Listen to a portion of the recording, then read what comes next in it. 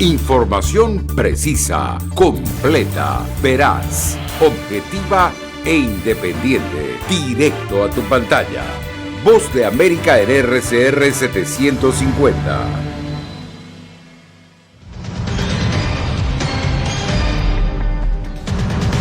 Veinte gobernadores buscan frenar el perdón humanitario y otras medidas migratorias de la Casa Blanca. Director de la OIM asegura a La Voz de América que por sí solo ni el país más poderoso puede hallar soluciones al reto migratorio. Estados Unidos y Alemania acuerdan el envío de tanques de guerra a Ucrania. ¿Y por qué el Departamento de Justicia lleva a Google a las Cortes?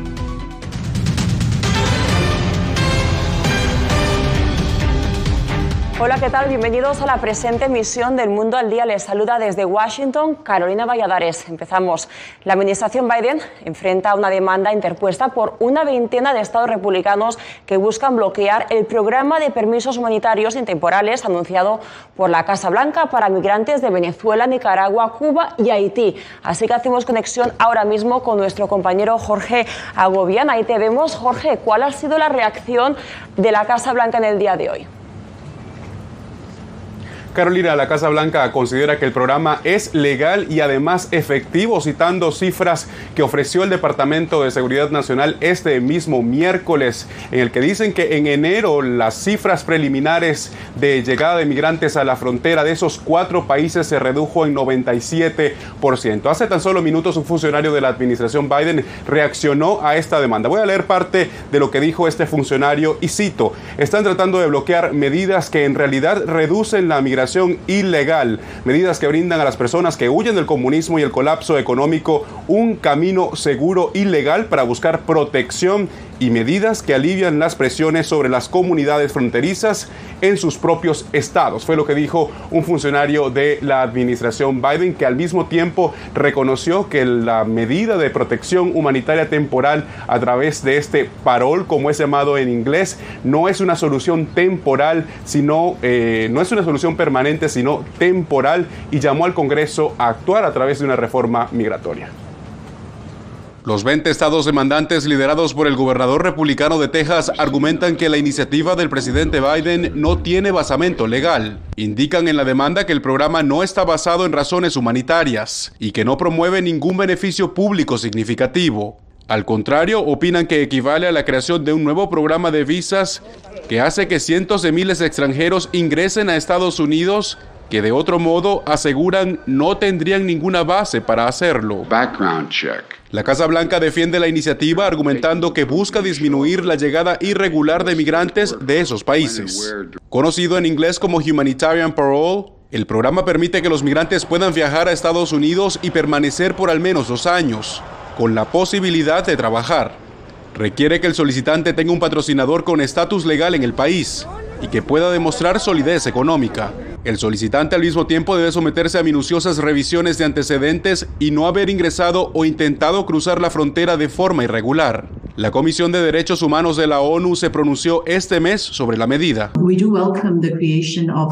Acogemos con beneplácito la creación de vías seguras y regulares para la migración como parte de esta política de permiso humanitario temporal. Sin embargo, lo que nos preocupa es que los requisitos para ser elegible para este programa son bastante restrictivos. El programa, que se mantiene en vigencia hasta que un juez indique lo contrario, fue primero establecido por el gobierno en abril de 2022 para ucranianos que escapan de la guerra. Hasta el momento, esa iniciativa no ha sido objeto de demandas. Según las bases del programa, unos 360,000 migrantes de Venezuela, Cuba, Nicaragua y Haití se beneficiarían de esta medida a lo largo de un año. Según las cifras oficiales del Departamento de Seguridad Nacional, al menos 11,000 venezolanos ya han recibido la aceptación para ingresar a Estados Unidos a través de este programa desde septiembre del año 2022. Gracias, Jorge, desde la Casa Blanca en Washington. Y ahora vamos a Santiago de Chile, porque el director de la Organización Internacional de Migraciones dijo en entrevista con La Voz de América que la política migratoria estadounidense impacta sustancialmente al resto del continente. Así que hacemos ahora mismo conexión también en vivo con Celia Mendoza, quien está ahí en Santiago de Chile. Y quería preguntarte, ¿no?, ¿cómo evalúa Antonio Vitorino las políticas de Estados Unidos? Realmente asegura que la administración Biden ha logrado de alguna manera tener un impacto directo con estas medidas en reducir el cruce migratorio, en especial en la zona del Darién, donde se había visto un incremento significativo en el cruce de venezolanos, ecuatorianos, haitianos y nicaragüenses que estaban también trayendo hacia la parte norte del continente. Algo que dijo también era importante tener en cuenta que estas demandas que se están dando dentro del territorio estadounidense crean más confusión y esto podría también generar peso en las fronteras, en especial en la del norte de México.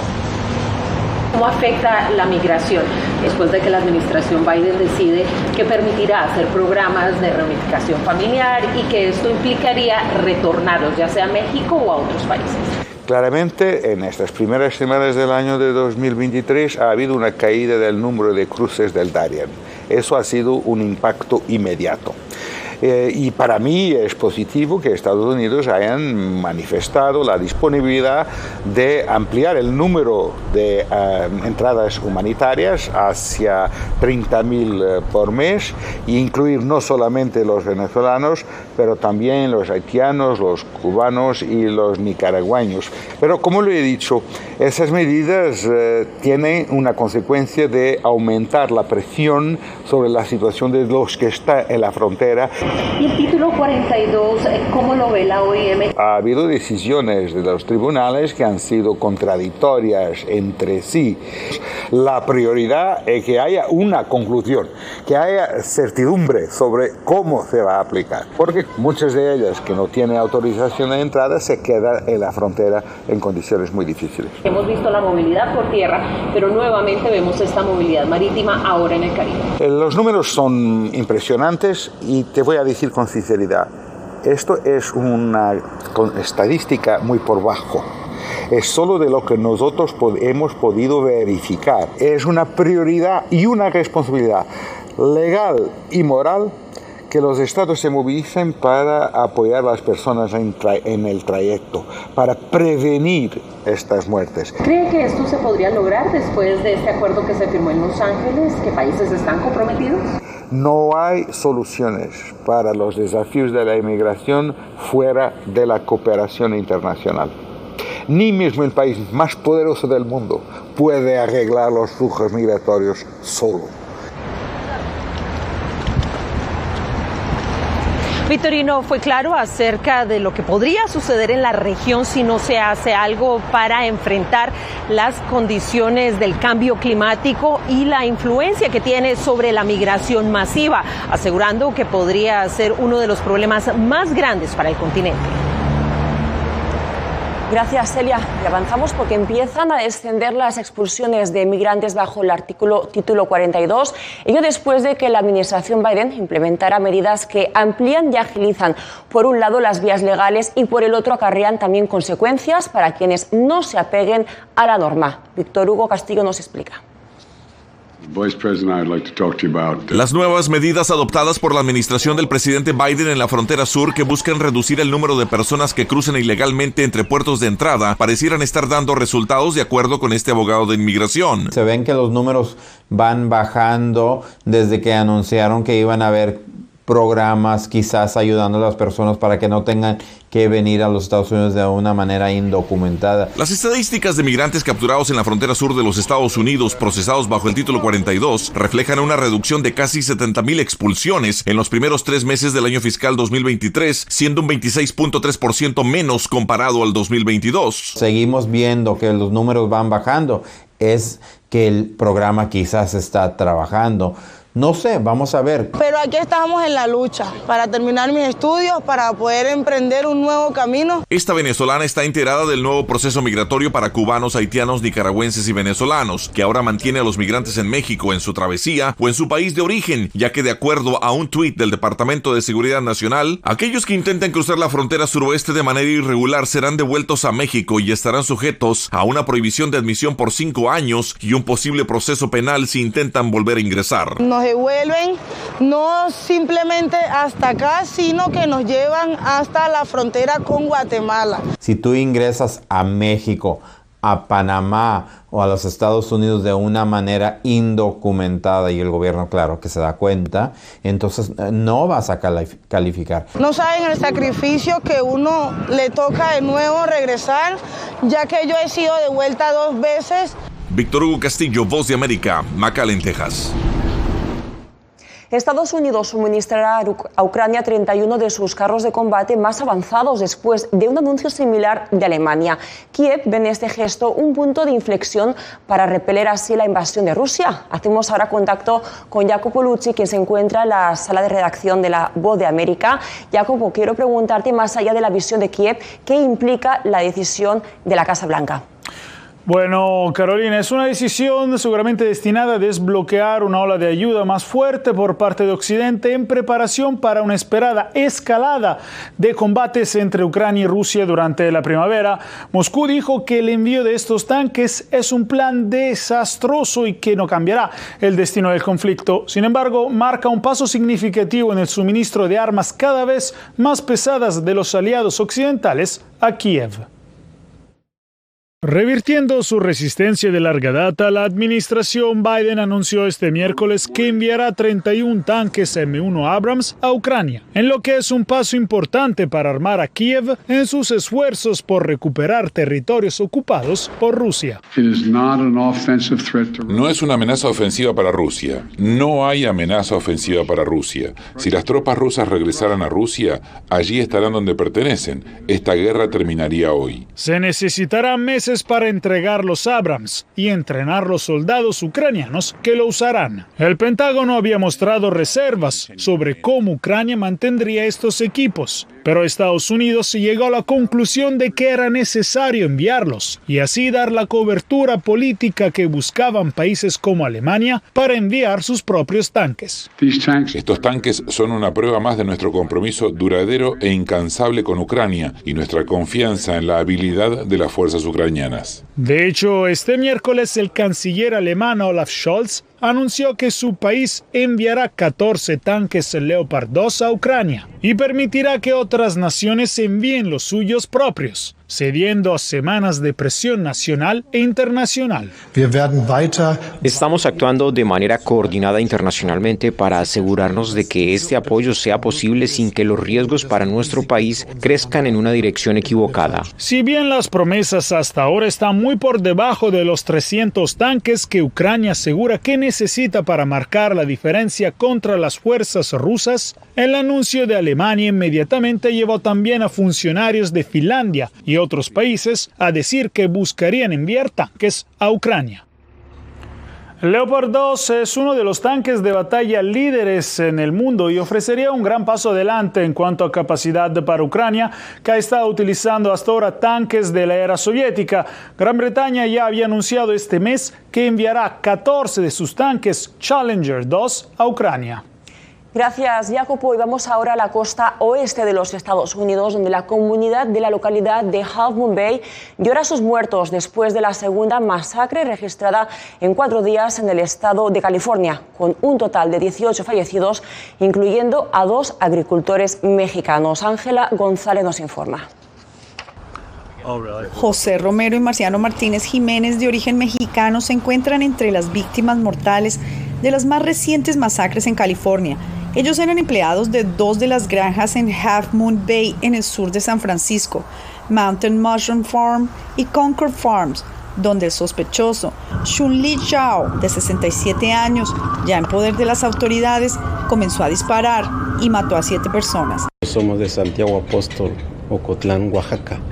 Somos del estado de Oaxaca, pero como ahorita pasó esta tragedia, nunca pensábamos que iba a pasar ese con nuestro paisano de nosotros.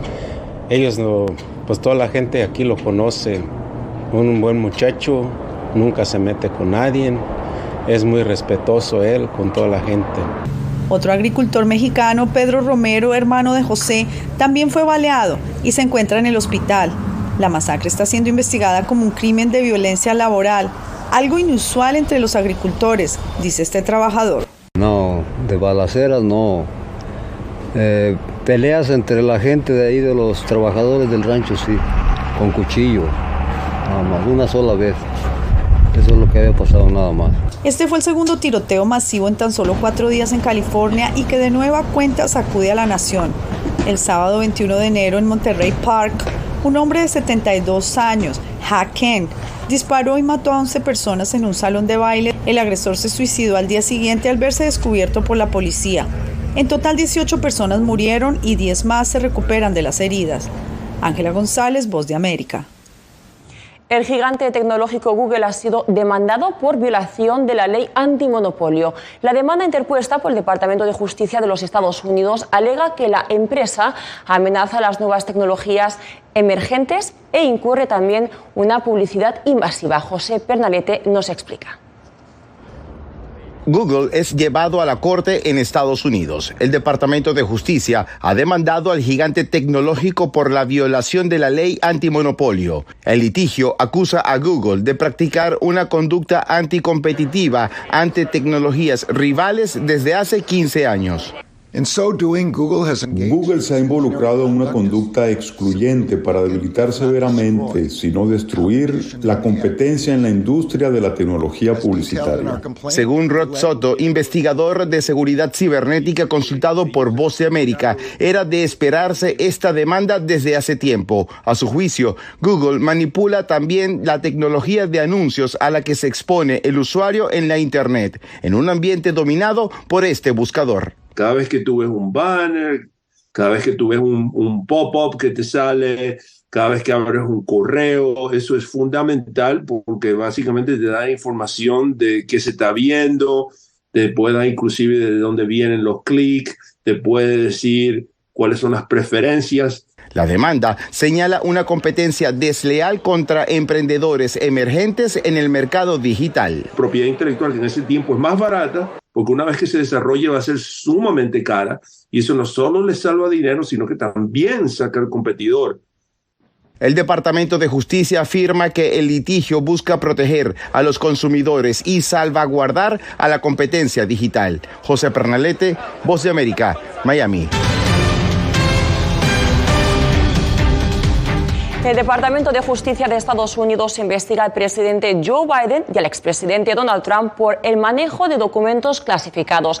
Ante la controversia han surgido preguntas sobre la cantidad de secretos que guarda el gobierno y cómo protegerlos. Verónica Valderas Iglesias con el informe.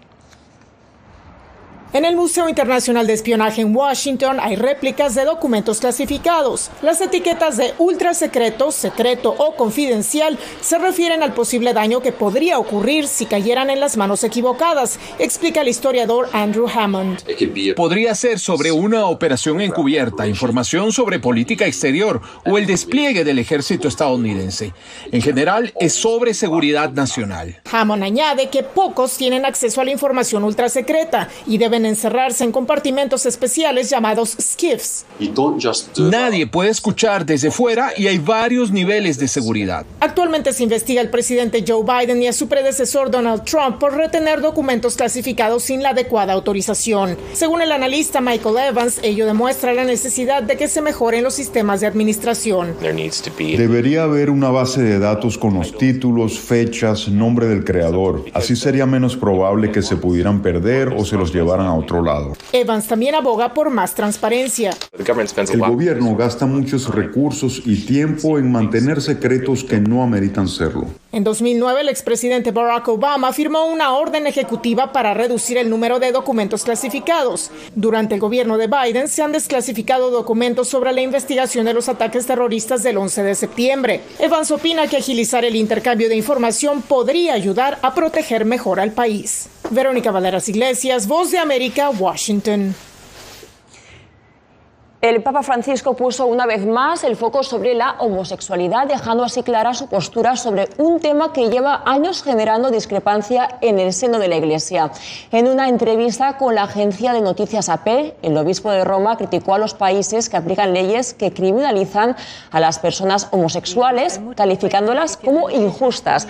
Asimismo, el pontífice subrayó que Dios ama a todos sus hijos y pidió a los obispos católicos y conferencias episcopales que a fecha de hoy aún apoyan esas leyes que acojan a las personas LGBTQ en la Iglesia. Ser homosexual, dijo, no es un delito, aunque eso sí puntualizó que sí se trata de un pecado. La situación de los derechos humanos, los presos políticos y el estado de la democracia en Nicaragua fueron algunos temas tratados durante la cumbre de la Comunidad de Estados Latinoamericanos y Caribeños celebrada en Buenos Aires. Donaldo Hernández nos detalla cómo se abordó. El presidente de Chile, Gabriel Boric, fue enfático al referirse a la situación de Nicaragua durante la cumbre de la Comunidad de Estados Latinoamericanos y Caribeños, CELAC. El deber que le asiste a Nicaragua de avanzar hacia la libertad de los presos políticos, opositores que aún se encuentran detenidos en condiciones indignas. Porque solo con la libertad y la dignidad se fortalece la democracia y el bienestar de nuestros pueblos. Además de demandar la situación de los derechos humanos, el mandatario demandó elecciones justas y para ello se mostró anuente a liderar un diálogo en el país centroamericano. Un diálogo inclusivo capaz de construir gobernabilidad democrática y asegurar el respeto a los derechos humanos.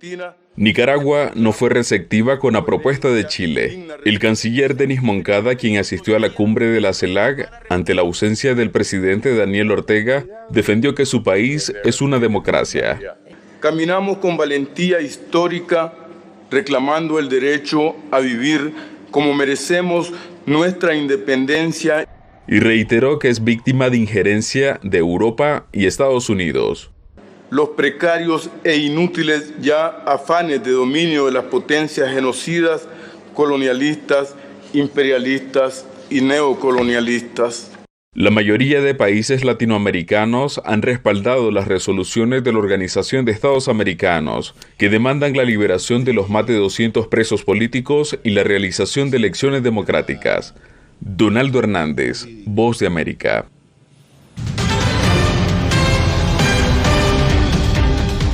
En la primera fase del proceso electoral en Guatemala, los candidatos se apresuran por presentar sus expedientes para inscribirse y poder participar en las elecciones generales programadas para el próximo 25 de junio. Eugenia Sagastune nos explica. La inscripción de candidatos para cargos de elección popular avanza en Guatemala y la expectativa principal se centra en quienes se postularán para la presidencia y vicepresidencia del país. Desde el pasado 21 de enero, a las 0 horas en que inició este proceso, llevamos hasta el día de hoy 11 organizaciones políticas que han presentado expediente para inscripción de binomio presidencial. Una vez recibidos los recaudos, el Tribunal Supremo Electoral tiene 5 días para revisar que no haya algún impedimento y oficializar la inscripción de los candidatos, que esperan con ansias las credenciales que los autorizan a participar.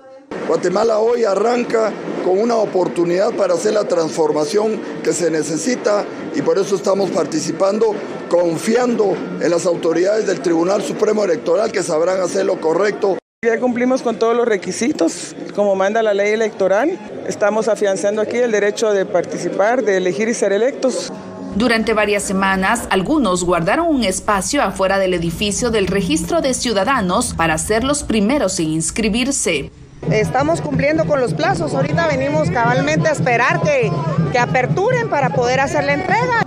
En total se han recibido más de 80 expedientes de candidatos a otros cargos y la fecha límite para este proceso es el 26 de marzo. Eugenia Sagastume, Voz de América, Guatemala.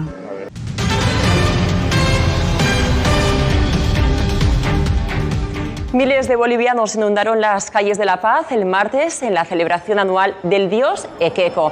Siguiendo la tradición, compraron miniaturas con la esperanza de que la deidad las convierta en realidad. Entre las ofrendas adquiridas figuran desde casitas a fajos de dinero. El festival, que recibe el nombre de la Alasita, honra a Equeco, quien es representado por un hombre de rasgos hispanos y cargado de bienes. Con esto nos despedimos. Que tengan una feliz noche.